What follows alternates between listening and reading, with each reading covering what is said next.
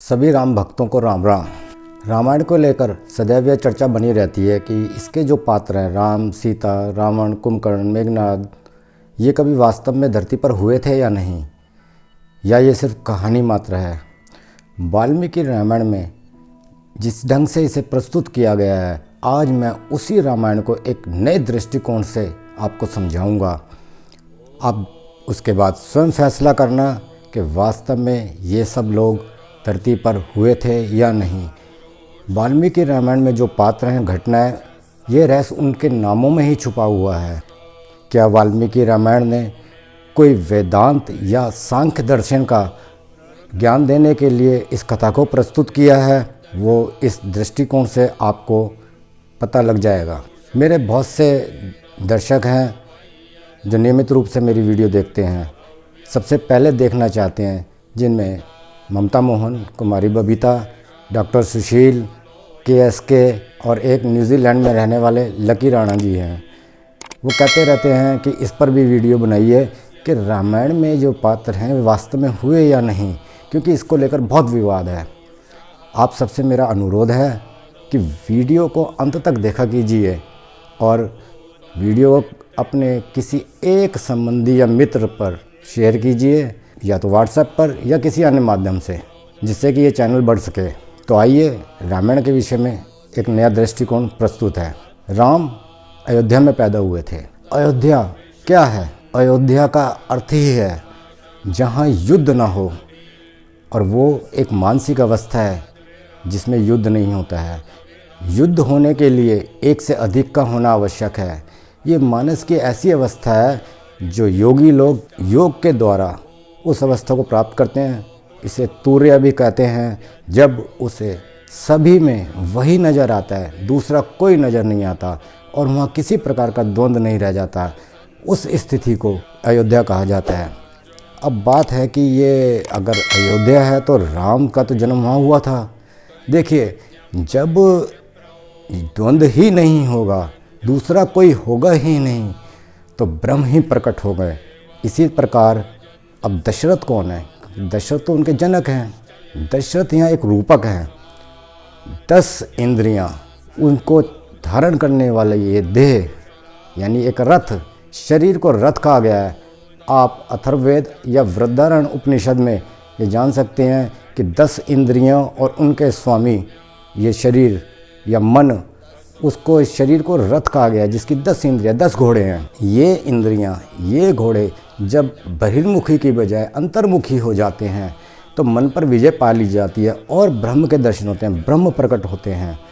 तो दशरथ यहाँ पर उस स्थिति को बताया जाता है कि जब आपने इंद्रियों को जीत लिया, तब ही आपको ब्रह्म का साक्षात्कार होगा, ब्रह्म प्रकट होंगे, यानी ब्रह्म का जन्म होगा।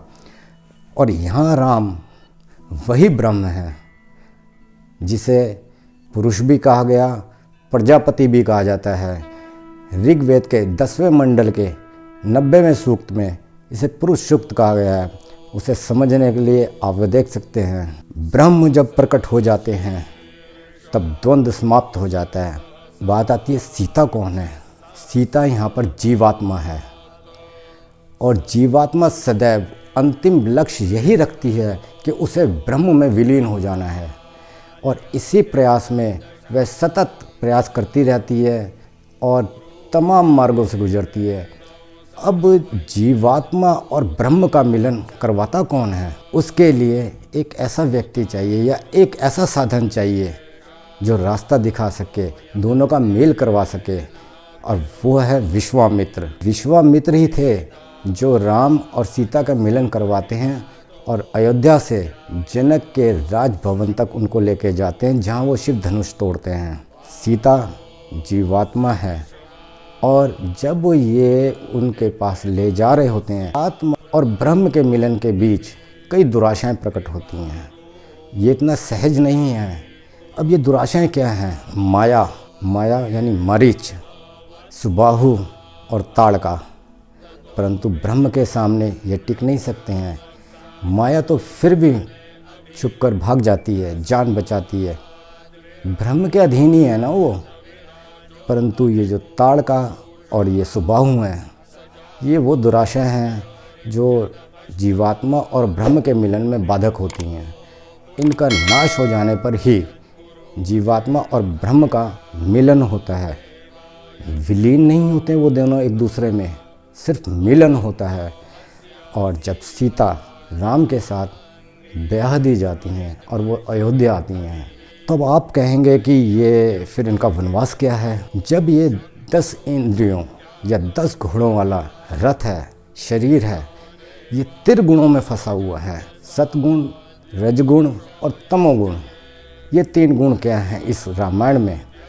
ये हैं कौशल्या, कैकेयी और सुमित्रा। जब ये दशरथ तमोगुण में फंस जाता है, तब उसका ब्रह्म से वियोग हो जाता है और ये शरीर जीवित नहीं रह पाता, क्योंकि ब्रह्म के साथ जीवात्मा भी जा रही है। तो शरीर कैसे रहेगा बिना जीवात्मा और ब्रह्म के? तो ये जो दशरथ हैं, उनका देहांत हो जाता है। ये एक कथा है, कथा ही नहीं है, इसके अंदर एक संदेश है। ये वेदांत और सांख्य योग का ज्ञान देने के लिए वाल्मीकि ने बहुत अलंकारों का इसमें प्रयोग किया है और उनके जरिए ये समझाने की कोशिश की है कि वेदांत का दर्शन क्या है, सांख्य योग क्या है। ये कथा के माध्यम से उन्होंने बताया है। सभी पात्र और घटनाएं उसी ज्ञान को देने के लिए प्रयोग किए गए रूपक हैं। वेदांत और सांख्य दर्शन का ज्ञान देने के लिए इसे कथा के रूप में प्रस्तुत किया गया है, क्योंकि वेदांत और सांख्य दर्शन बहुत गूढ़ है, सामान्यतः वो लोगों की समझ नहीं आता है। अब यदि उसे कथा में पिरो कर प्रस्तुत किया जाए तो लोगों को सहजता से समझ आ जाएगा। सीता राम के साथ वन की ओर जा रही है, दशरथ का देहांत हो गया है। उनका मिलन कराने वाला कौन है? विश्वामित्र। विश्वामित्र कौन है? नाम में ही छुपा है रहस्य। जिनका कोई शत्रु नहीं, जो किसी के शत्रु नहीं, पूरे विश्व के मित्र हैं। ऐसे लोगों का मिलन कराते हैं, आत्मा का ब्रह्म से मिलन कराते हैं। विश्वामित्र ने यही काम किया। महाभारत के अनुशासन पर्व में भीष्म एक कथा सुनाते हैं जिसमें इन सप्त ऋषियों के नामों का वर्णन है कि उनके अर्थ क्या हैं। उसी में विश्वामित्र ने अपने नाम का अर्थ प्रकट किया है। राम और सीता वन चले। अब आप कहेंगे लक्ष्मण क्यों उनके साथ गए? लक्ष्मण, भरत और शत्रुघ्न ये किन के रूपक हैं? ये हैं कर्मयोग, भक्ति योग और ज्ञान योग। गीता के अंदर 2 अध्याय से लेकर 5वें अध्याय तक सांख्य दर्शन का विवरण दिया है श्री कृष्ण ने, और यहाँ वाल्मीकि ने उसी दर्शन को इनके माध्यम से प्रस्तुत किया है। वाल्मीकि भाषा के जादूगर रहे हैं। उन्होंने इस कथानक में बहुत सारे रूपों का, उपमाओं का, प्रतीकों का, विभिन्न तरह के अलंकारों का प्रयोग किया है। परंतु ये पूरी कथा जो है, ये शुरू से 6ठे कांड तक एक ही अर्थालंकार में चलती है। वो बड़ा गूढ़ अर्थालंकार है, उसका नाम है समासोक्ति अलंकार।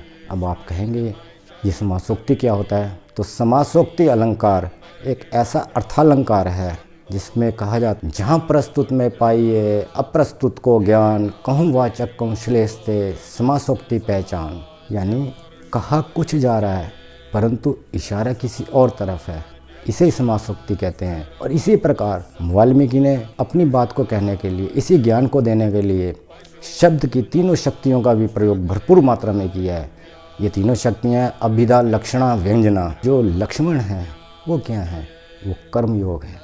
सदैव कर्म करते हैं, निद्रा तक त्याग देते हैं, नींद नहीं लेते हैं, सदैव कर्मशील रहते हैं। अर्थात ब्रह्म सदैव क्रियाशील रहता है। राम ब्रह्म के प्रतीक हैं यहाँ पर, और कर्म उनके साथ भी जुड़ा हुआ है। भरत को आपने देखा होगा कि वो भक्ति योग के माध्यम से ब्रह्म को प्राप्त करते हैं, सदैव भक्ति में लीन रहते हैं। और उनके जो अन्य भाई हैं शत्रुघ्न, उन्हें ज्ञान है कि ये ब्रह्म है, कभी राम का विरोध नहीं करते वो। अब जब ये वन में चले जाते हैं तब वहाँ इनका कई राक्षसों से सामना होता है। हाँ, इसमें एक बात और है, ये जो जीवात्मा है ना, यानी सीता, इसके ऊपर माया का एक आवरण पड़ा हुआ है। चूंकि ये ब्रह्म के साथ तो है परंतु अभी तक उसमें विलीन नहीं हुई है। क्यों नहीं हुई है? क्योंकि उसके ऊपर एक माया का आवरण है। जब ये वन के लिए निकलते हैं, इस सीता क्षीर वस्त्र धारण करने में अपने आप को असहज महसूस करती हैं उन्हें पहनने नहीं आते हैं, क्योंकि वो सदैव रेशमी वस्त्र और आभूषण वही धारण करती थी। अब कैसे ये एक साड़ी, एक धोती गेरुआ रंग की वो कैसे पहन ले, उन्हें पहनने नहीं आती है। तो उनकी सहायता राम स्वयं करते हैं और उन्हें लपेटते हैं साड़ी को।